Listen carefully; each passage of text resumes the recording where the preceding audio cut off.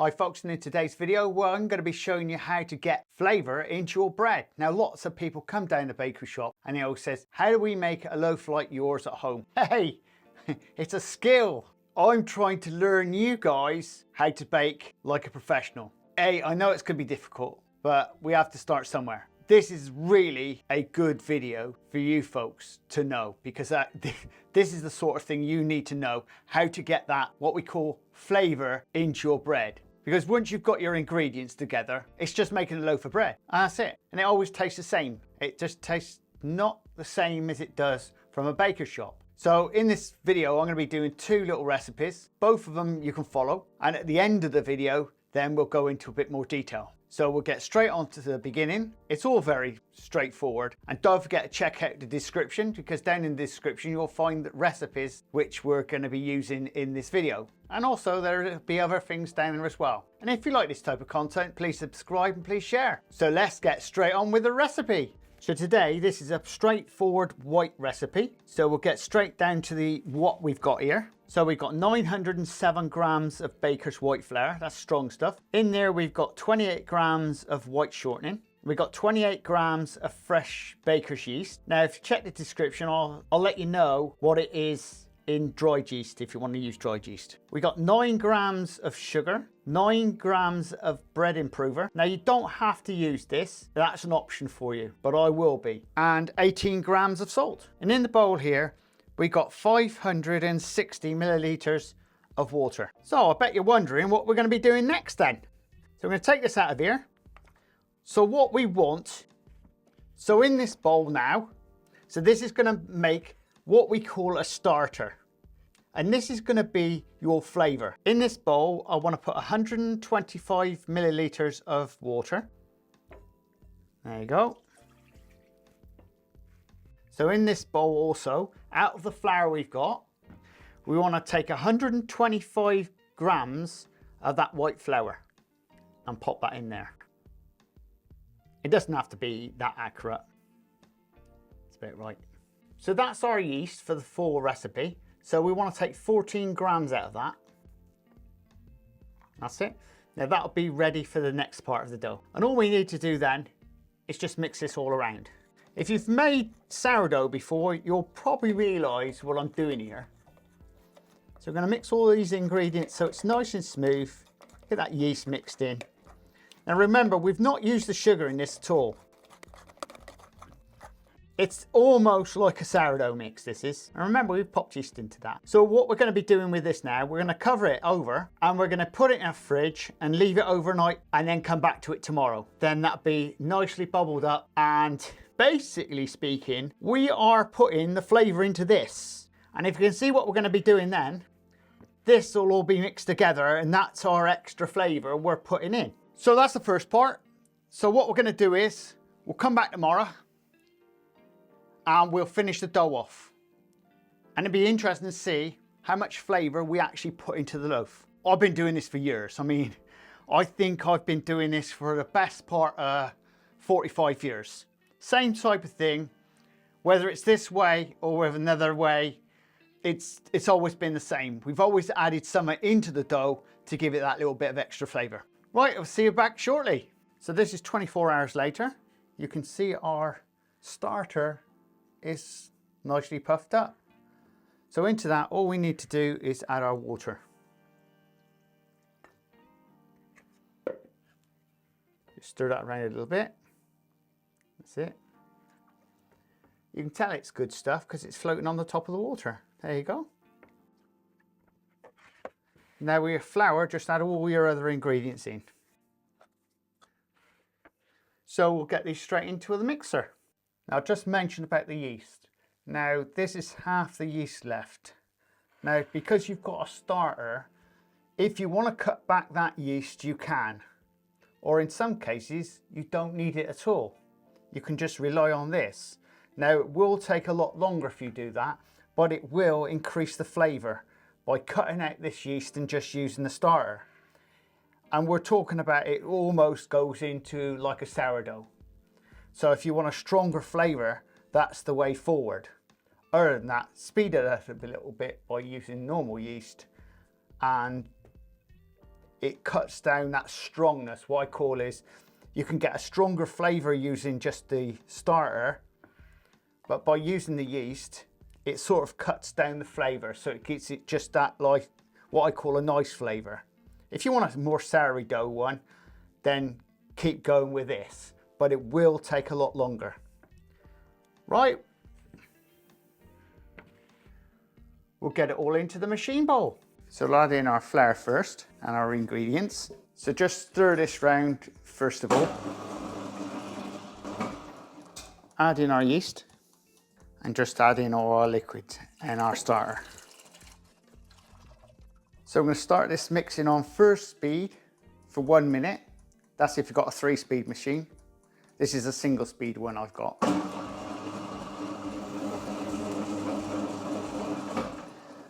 Yeah, that's mixing in nicely. So I'm going to pop this now. If you've got a 3-speed machine, you now want to put this onto 2nd speed for 5 minutes. But I've got a single speed, so mine's going to be just 1 speed. After the 5 minutes is up, all we need to be doing is scraping down the bowl and just checking if the dough needs more water or more flour. So that's 5 minutes. We'll just check the dough. Yeah, and that feels just perfect, that does. It's not too wet and it's not too dry. So that's spot on. So we'll carry on mixing this for another 5 minutes.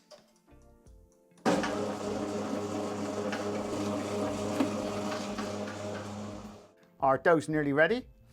So what you need is a bowl. Now just spray this round with some spray oil. Now this is prep spray. You can get this from my eBay store. The link is in the description. So we'll go and get our dough out. So our dough's ready. Just spray around the bowl a little bit. That just helps the dough come out. That's it. And that's our dough. Just make it into like a round ball. So all the oil goes around it like that. Now you want to be proving this up to around about this mark today. So it's a little bit higher than we normally do it. So you want to get a nice lot of gas into that. Now we're going to put this into a nice warm place for around about, I would say it's going to be a good half an hour. That's 30 minutes. Or you can alternatively just cover it over with a cloth and just leave it in a nice warm place. But I'm going to put mine into my little mini prover. Right, our dough's ready. So we'll quickly get them out. It does help having a miniature prover. There we go, all nicely puffed up. Now we're going to take this out the bowl. Now don't knock it back. So you want your scales, and we're going to be weighing 2 loaves off at 800 grams. Maybe that won't be the case. The amount of dough I got here wasn't quite as much as I had previously. That just happens. So I've got a piece over. Now this is going to go into the fridge for our next dough. Okay, so today I've got 1.5 loaves. So I need to get myself a small tin now. So that's my small tin for my 400 loaf. And that's my 800 tin. Now we're going to mould this straight up. So the best idea is to flatten it down so you get all the air out of it. Fold it over, then use this part across here and just push down on it. Okay, and then just roll it up. As simple as that.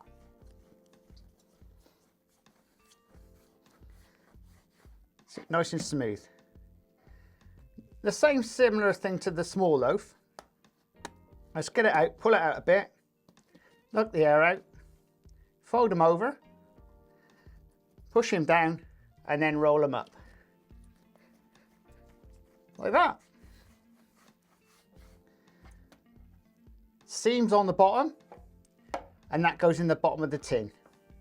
Same with the big one. Seam on the bottom, in the tin. Now we're going to prove those up, so the large one comes up to about here and the small one about there as well. So we're going to get them straight into our prover. Or alternatively, you can leave them out on the side and cover them over the cloth, but make sure they're in a warm temperature. Now your temperature really wants to be up to 25 to 35 Celsius to prove. It's well worth making a prover because it saves a lot of time. You don't have any what I call cold areas then, because like in a house, even though you've put them in a nice warm place, you have a draft and it just takes that warmth away straight away. It's now time to pop your oven on. Your oven temperature wants to be around about 210 to 220 Celsius, and that's fan assisted. Right, our bread's ready. So first and foremost, we're going to cut the top because I want these as a split tin. Straight down the middle, like that. Like that. We're going to be baking the bread for 25 to 35 minutes, give or take. Halfway through, turn around in the oven. Our bread's ready, so we'll get it out the oven. Nothing like fresh bread, is it? God, it smells good. So when we get them out the oven, first and foremost, put them straight onto water to cool down. As you can see, this is a cracking loaf of bread. Let's examine that. That's the large one. That is beautiful. Nicely baked all the way around. Oh, smells really nice. Shouldn't do this. That's nice. That's your small tin. Now everybody comes into my shop saying, can we have them like little crusty loaves like this? But the trouble is, this day and age, to make them like this, it costs a lot of money, unfortunately. And then you get somebody coming, oh, that's a nice crusty loaf, Steve, that's just how we like it. Next customer comes in, oh, I don't want that, I want it soft. How'd you win? We'll let these loaves cool down. We'll wait for the other ones to come out as well. And once they're all cooled, we'll cut them up and have a look inside and compare the difference. Now, if you remember rightly, this is the one with the runny starter in it. And obviously all we're waiting for is the dough starter version. Now we're going to be starting our second dough to show you the flavour in this one. Same principles before. We've got our starter dough here. All we need to be doing is adding in our water. Oh, look, and can you see that? It floats. Now remember, this bit of dough here is a good part. It's been in the fridge for over a week and she's floating away. That's because it's got natural yeast in it. The same principle, when you come to your yeast, you don't really need all your yeast. There's 28 grams of yeast in there. You could knock that down to 14 grams if you want to with the dough. I am today going to be using the 28 grams of yeast just the same, because I just want to speed it up a little bit for me, because I don't want to sit around all day waiting. But the same principle is, the longer you leave it, the more flavour you get into your dough. And in here, we got 568 millilitres of water, and obviously starter dough. I've got 28 grams of white shortening, and that's 907 of a mixture of Shipton mill flour. I've got 9 grams of bread improver, and I've got 9 grams of sugar, and I've got 18 grams of salt. Now we're going to add all our dry ingredients into the flour, and then we'll put that into the machine bowl. Then we'll add in our water and our dough, and then our yeast. We're going to start this mixing on first speed for 1 minute. Right, we'll just check the dough. That looks fine to me. That's nice. Now want to be knocking your 3-speed machine onto second speed for 5 minutes. Right, our dough's ready. We'll just check that. It could do with a little bit more flour in it, but I am actually going to leave that because that's fine. So we're going to carry on mixing this now for another 5 minutes. Well, our dough's ready. Just give that a bit of spray around first. This just helps to get the dough out. So get yourself a bowl, and what you need to be doing is spraying around your bowl with some spray oil. Now this is prep spray. It is available from my eBay store. The link is in the description. We just mold this up into the bowl so it's nice and round, and we're going to be proving up to about there. Even though this has got bread improver in it, it is only a controller. It's not really going to speed this up very much at all. Now we're going to leave this in the bowl for around about 30 minutes, give or take. So you can leave it out on the side, cover it up in a nice warm place, or just pop it into your little prover if you've got one. Right, our dough's ready, so we'll get it out the prover. Well, this dough is only going to make 1.5 loaves. So one's going to be 800 grams and one's going to be 400 grams. So we're going to take our dough out, but don't knock this back. 800 gram loaf and a 400 gram loaf. Now obviously, because we put dough into it, we have to take dough out of it. So that's our dough that's left over. So that's actually 500 grams. So right on the side of the pot, that's 500 grams, then cover it over. Now, every time you make another dough, you can add 250 grams into 900 grams of flour. It's that simple, and it gives you that bit of flavor. You can go up a little bit, but not too much. If you go over the top, you'll spoil it, and you won't have a flavor. It just tastes horrible. So I'll mold this loaf up. Now once again, as previously, just flatten it out over there like this, and then just knock all the gases out, and then simply roll it up like that. Okay, same with the small one. Just pull them out a bit, flatten them out, press them out, get all the gassy out, and roll them up. Nice like that. Your seam goes on the bottom. And the same with the large one. Seam at the bottom of the tin. So all we need to do is get these into our prover. They're going to take around about 40 minutes to prove, give or take. After around about 20 minutes, we'll check them, pop our oven on. So our dough's got around about 20 minutes to go now. It's now time to pop your oven on. Your oven temperature wants to be around about 210 to 220 Celsius. And that's fan assisted. Our bread's ready, so we're going to be popping these in the oven. They are going to take around about 25 to 35 minutes to bake. So I'm going to make these into splits, so we're going to split them down the middle. Same with the small one. And we're going to get them straight into the oven. Don't forget, halfway through, turn them round in the oven, just to bake the other side, because I know how uneven ovens are. Our bread's ready, we're going to get out of the oven. There's the bread. Always makes me smile. Two ovens exactly the same, but these are slightly lighter. Now let's now have a look at these two loaves. That's a small one, that's beautifully baked. Yeah, very nice. Nice hollow sound. Same as this one. Nice. They look very much like the previous loaves, but the other ones are a little bit darker.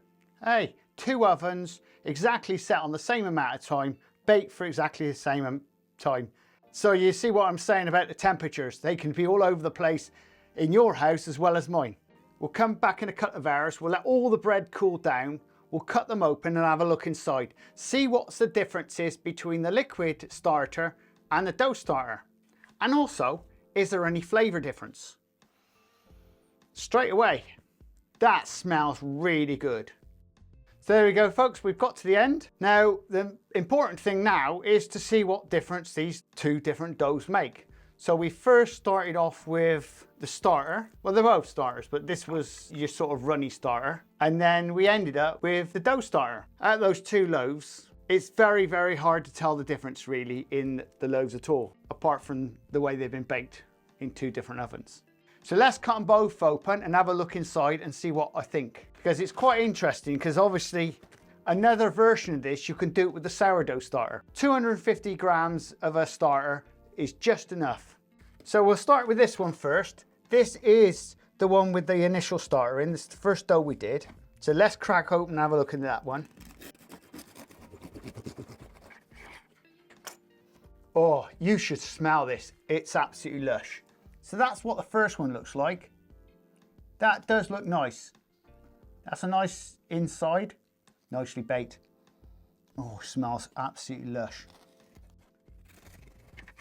So let's see what it tastes like. I could go for the crust. I like my favourite, that is. So against the standard loaf of bread, that's got a lot more flavour in it than a standard loaf of bread. And that's all using all the ingredients you would use in a full loaf. So that does make a difference. So this was the dough starter from the fridge, like we said. So let's have a look inside that one. Now, this has got a few more extra holes in it, but it feels lovely. Again, that smells beautiful.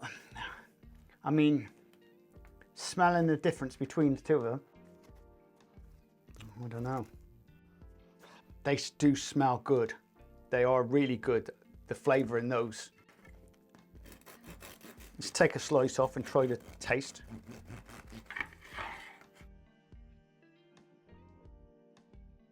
They both got a different flavour, but they're both really, really nice. So that's what the loaves look like together. Can't see much from the inside, can you? Very much the same. If anything, the one based on the dough has got a few more holes in it. And that may be because we added that 250 grams of dough into it. That does seem to have made a difference to the inside of the dough. Obviously the dough, which was lying around in the fridge for a week, has obviously created its own dampness. If I was gonna choose, I don't think I could. I think out of the two of them, they're both really nice. But this is better than a straightforward loaf. So if I made a straightforward loaf next to us, I'd be turning around to you saying, these two are better than that one. And that's only because you're adding that little bit of extra flavouring. It doesn't have to be much. Well, there you go, folks. If you like this type of content, please subscribe and please share. And don't forget to check out the description because I've actually got 2 recipes down there for you. Well, actually, they're both the same recipe. It's just the big A&M bit, I'll put the recipe itself. I think you get the drift. It just proves the point. How to get flavour in your bread? Very simple and easy. The other version of doing this is with the sourdough starter. And we'll see you again very shortly on the Crazy Baker channel. Laters!